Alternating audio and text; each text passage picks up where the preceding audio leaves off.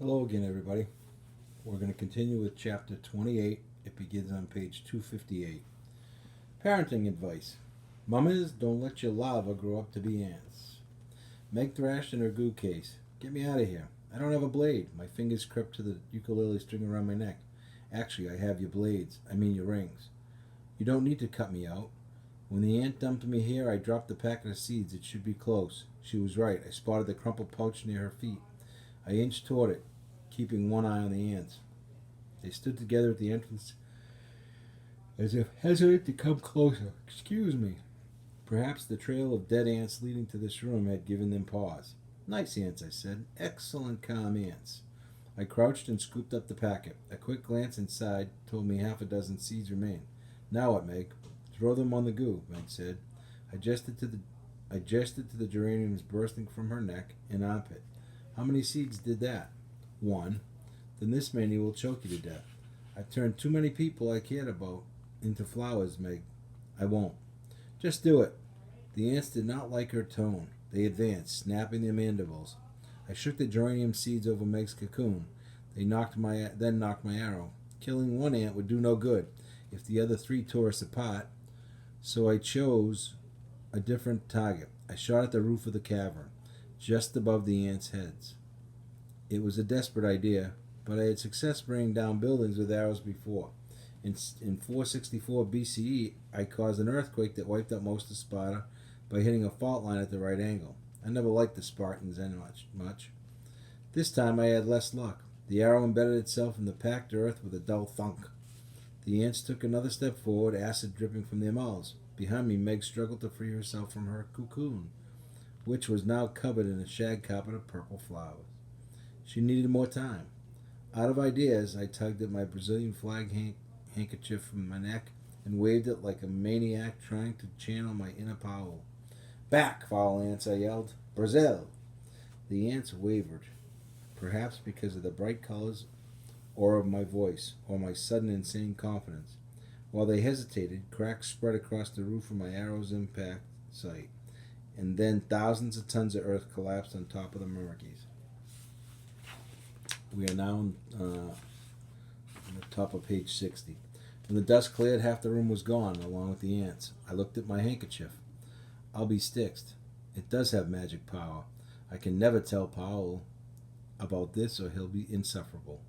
Over here, Meg yelled. I turned. Another murmurky was crawling over a pile of carcasses, apparently from a second exit I had failed to notice behind the disgusting food stores. Before I could think what to do, Meg roared and burst from her cage, spraying geraniums in every direction. She shouted, My rings! I yanked them from my neck and tossed them through the air. As soon as Meg caught them, the two golden scimitars flashed into her hands. The murmurky barely had time to think, uh-oh, before Meg charged. She sliced off his armored head. His body collapsed in a steaming heat.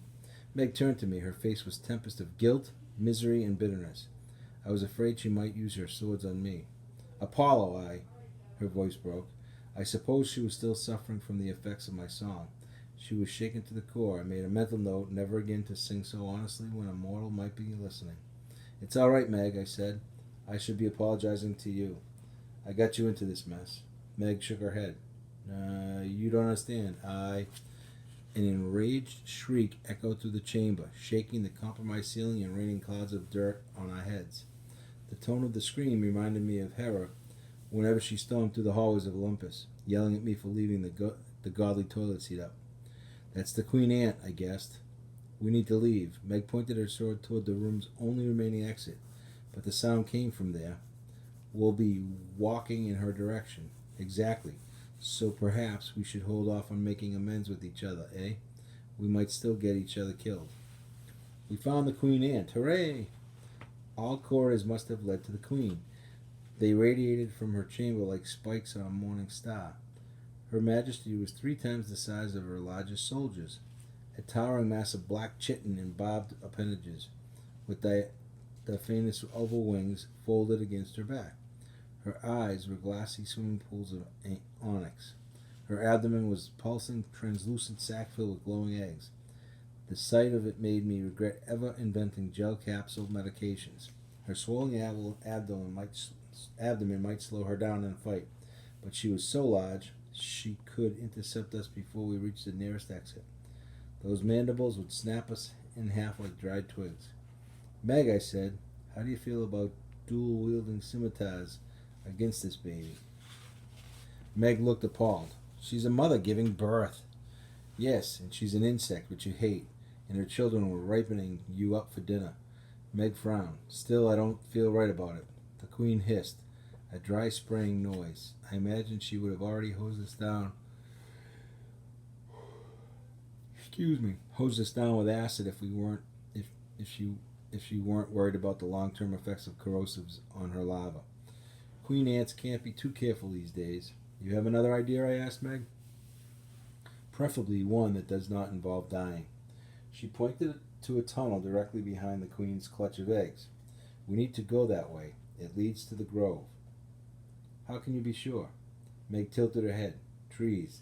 It's like I can hear them growing.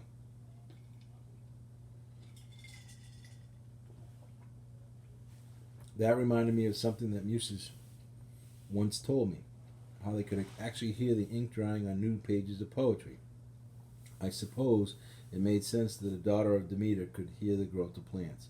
Also, it didn't surprise me that the tunnel we needed was the most dangerous one to reach. Sing, Meg told me. Sing like you did before. I can't. My voice is almost gone. Besides, I thought, I don't want to risk losing you again.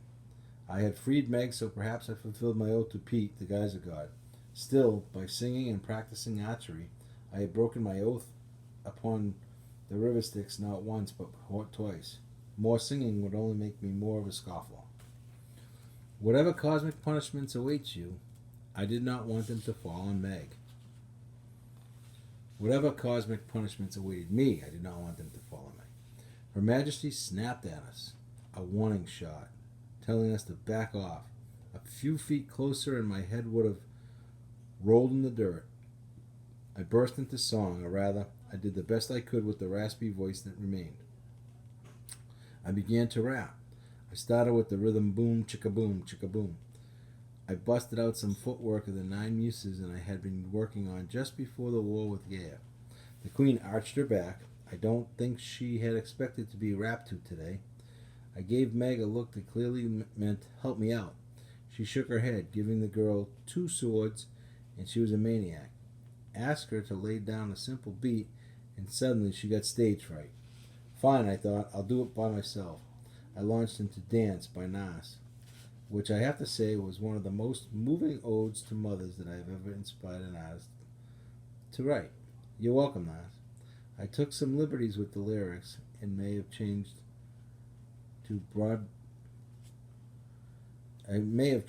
angel to brood mother and woman to insect. But the sentiment remained. I serenaded the pregnant queen, channeling my love for my own dear mother Leto. When I sang that, I could only wish to marry a woman or insect so fine someday. My heartbreak was real. I would never have such a partner. It was not in my destiny. The queen's antennae quivered. Her head seesawed back and forth. Eggs kept extruding from her abdomen, which made it difficult for me to concentrate, but I persevered. When I was done, I dropped to one knee and I held up my arms in tribute, waiting for the Queen's verdict. Either she would kill me or she would not. I was spent. I had poured everything into that song and could not rap another line. Next to me, Meg stood very still, gripping her swords. Her Majesty shuddered. She threw back her head and wailed, a sound more broken-hearted than angry. She leaned down and gently nudged my chest, pushing me in the direction of the tunnel we needed. Thank you, I croaked. I'm sorry about the ants I killed. The Queen purred and clicked, extruding a few more eggs, as if to say, don't worry, I can always make more. I stroked the Queen Ant's forehead. May I call you Mama? Her mouth frothed in a pleased sort of way.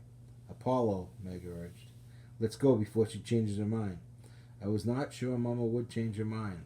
I got the feeling she had accepted my fealty and adopted us into her brood. But Meg was right. We needed to hurry. Mama watched as we edged around her clutch of eggs. We plunged into the tunnel and saw the glow of daylight above us. End of chapter 28.